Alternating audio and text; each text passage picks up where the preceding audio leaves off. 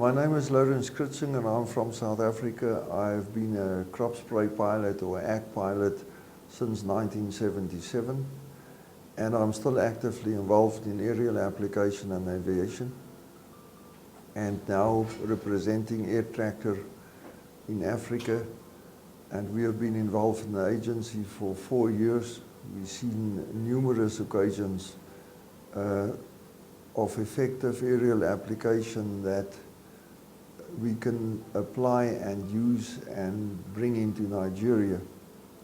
And we also got some bit of record of where it actually goes in Nigeria, and there's tremendous potential for making this country work in food production.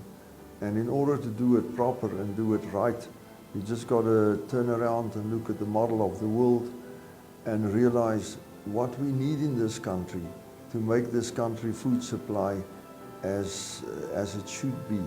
Just a bit of the statistics in South Africa, where there's more or less 70 million people.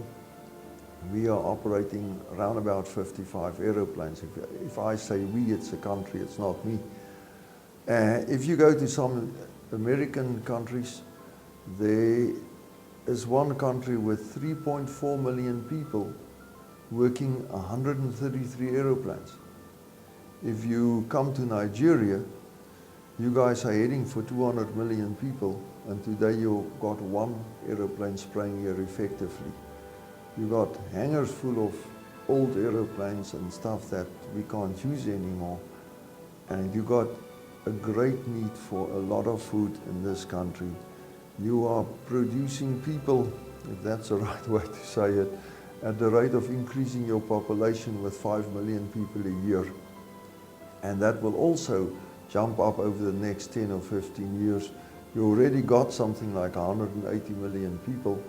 If you just take those figures and multiply it by 5 kilograms of rice a year that's necessary to feed your country, you will see the enormous amount of rice that's got to be produced. You can put it over into nairas and see what amount of nairas has got to leave the country to bring that rice into the country. And you got expanses of fields, lands, everything potential to out and overproduce whatever is necessary. If you drive from Abuja to Kaduna and you just look out of the window of your car and see what you've seen, at any stage you see a pawpaw tree, at any stage you see bananas on the road being for sale, at any stage you see extremely thick sugar cane lying there being cut up for people to pick up and eat and sell and all of that. Your country has got the agricultural production qualities, potential that is unbelievable. It's actually really not fair that you're blessed and that you don't get the food made yourself and that you got to get it into the country. You can make it yourself. You can make it so well yourself. You can make it the best food in the world yourself. There's lots of stuff we see. And my experience is nothing to brag about, but I have been doing crop spraying in the most desert areas that you can think of in the world without irrigation. And we have managed to get 3, 4, 5 tons a hectare of maize out of there. That's our dry fields. We go to our irrigations. I say we, then I mention South Africa, because there's an agricultural module that at least you can draw statistics off and see. And we are happily getting 14, 16 tons a hectare on maize, on irrigation. Irrigation, you understand it as well as anyone else, it's wetting, it's irrigating the land with water. There's rivers, there's plenty of water here to do that. We got some farmer there that is now producing up to 22 tons a hectare. He's actually increasing his yield with 30% due to new, less than 10-year-old technology, and he's using an aircraft to do it with. He's doing 6 extra applications a year to make his crop to come to 30% higher than what the average is.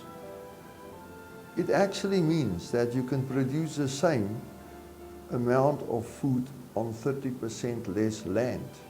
Imagine, think what you can get into Nigeria with all the potential. This is a country, a pawpaw don't grow where there's not rain.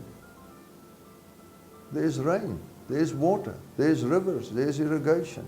There's land all over the show that can be used. And everything is fertile.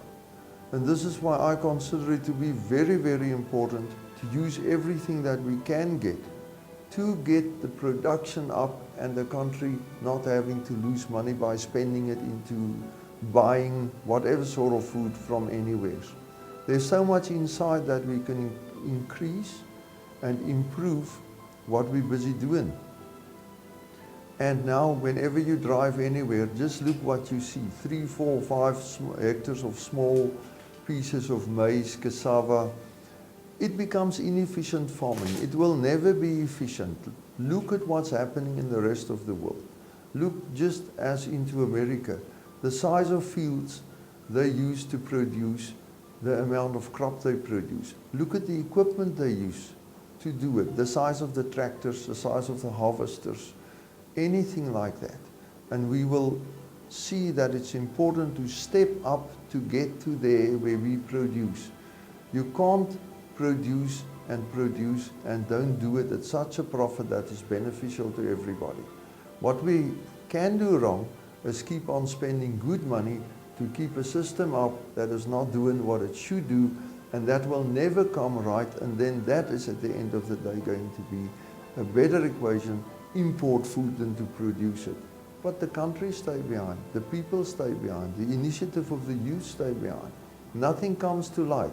Everything just floats on sadly. And we need to get this going, otherwise it will be bad in the future. The kids of the future is going to be cross at us, the older generation of the past.